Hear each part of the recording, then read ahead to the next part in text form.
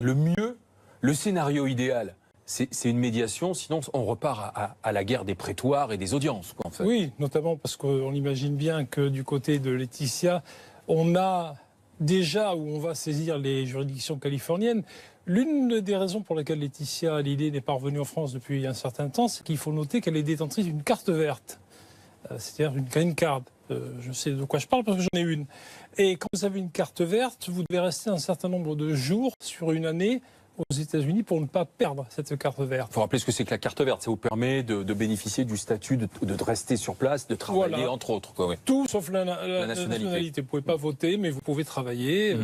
Et donc, il y a des impératifs. Il faut rester un certain nombre de mois sur une année en Californie. C'est une des raisons pour laquelle Laetitia a passé beaucoup de temps en Californie. Et si elle vit en France, elle ne peut pas rester non plus trop longtemps en France, au risque de perdre cette carte verte. On peut imaginer que durant ce laps de temps, elle a beaucoup écouté, beaucoup consulté. On se souvient qu'au cœur des audiences, il y avait cette fameuse holding, notamment de droit américain, pour savoir qui s'occupait des intérêts de Johnny Hallyday, du patrimoine immobilier et de l'album. Donc ça aura été aussi le temps, depuis le mois de décembre, de la réflexion et puis de bien ficeler le dossier aussi. Oui, mais Laetitia Hallyday reste en position de force, parce que je suis convaincu, comme je l'ai déjà dit sur votre plateau, que ce sera le droit californien qui s'appliquera. Donc il y a cette jurisprudence JAR, oui. Et cette action d'ailleurs qui vient d'être intentée au mois de mars, devant la Jean-Michel Jarre, sur son père, le grand compositeur. Devant la Cour européenne de droit européen,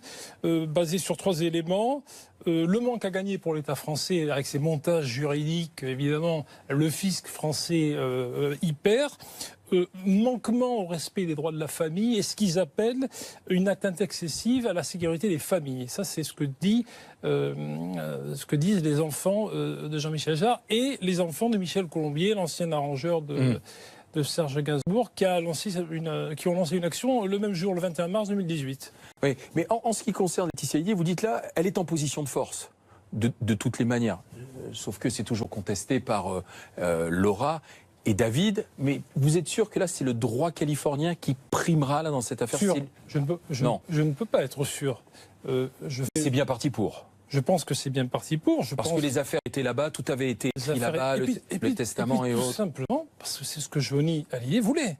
Il a bien précisé qu'il voulait que le droit californien s'applique. On l'a dit qu'il était allé voir un notaire à Los Angeles. Alors, c'est une erreur, parce qu'il n'y a pas de notaire.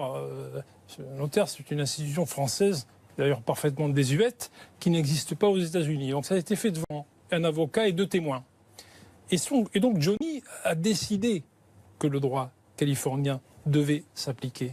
À partir de là, si vous rajoutez le trust qui a été extrêmement bien monté, le fait que Johnny Hallyday a résidé en Californie depuis beaucoup d'années, je pense que le droit californien s'appliquera. Mais ce qu'il faut aussi comprendre, c'est que dans cet héritage, en fait, c'est un peu l'héritage des Français, de nous, les Français, qui avons assisté à ces concerts, acheté ces CD, acheté ces DVD. Et c'est un peu l'opinion publique française qui s'estime lésée, qui s'estime spoliée, en réalité. Et donc ça, c'est un élément qui pourra peser sur les magistrats. Édouard. Donc vous pensez que c'est plus un symbole, le fait qu'elle revienne en France au mois de septembre, c'est plus symbolique que... Je pense qu'il y a une opération médiatique. De toute façon, il faut bien quand même qu'elle revienne en France. Il y a cette audience du 22 novembre à laquelle il ne faut pas accorder une importance démesurée, dans la mesure où cette audience, vraisemblablement, sera une audience ce qu'on appelle une audience de mise en état, où on va établir un calendrier.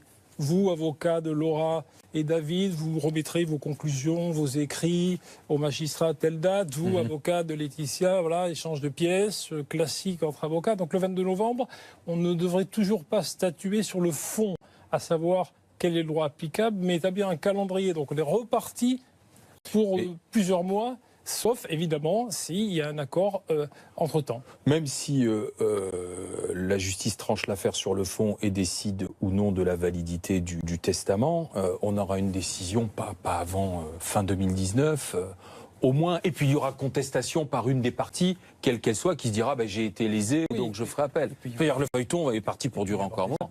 Et puis, comme je vous l'ai dit, je suis convaincu que les avocats, mon confrère Aslami, pardonnez-moi si Ardavan Assemi, oui. voilà, si j'écorche son nom, il va y avoir des actions devant les juges californiens, forcément. Et je pense que d'ailleurs ces actions ont déjà été lancées, donc ça complexifie encore le dossier et ça risque de le prolonger encore plus longtemps. Merci messieurs. Et oui, Édouard, Non, vous vouliez rajouter? je voulais parler juste une dernière question sur la médiation. Vous pensez qu'une médiation est quand même possible, notamment avant une conciliation, avant la sortie de cet album? Bien sûr. Possible, ouais. Bien sûr, il suffit que les parties soient d'accord. Mais c'est mal parti, parce que les avocats de Laura et David ont attaqué très durement Laetitia, la façon de marade, de manipulatrice, donc ils ne sont pas partis sur des bases saines pour une médiation, une négociation. Mais évidemment, ça peut arriver. Merci Maître Ourcade.